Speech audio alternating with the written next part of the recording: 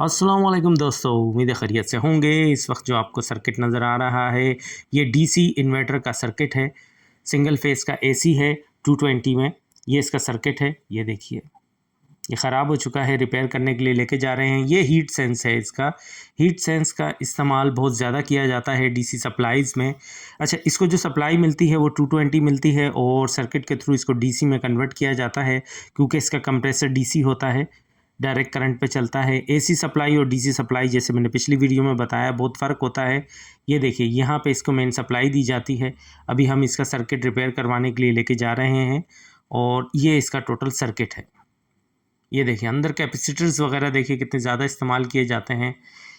काफ़ी ज़्यादा महंगी इसकी रिपेयरिंग है डीसी इन्वर्टर की, और बेहतरीन इसकी कूलिंग है और इलेक्ट्रिसिटी का बिल भी आपका इससे कम आता है। तो घर पे जब भी आप इस्तेमाल करें, कोशिश करें डीसी इन्वर्टर इस्तेमाल करें। उम्मीद है वीडियो अच्छी लगी होगी। अपना ख्याल रखिएगा। अल्लाह हाफ़िज़।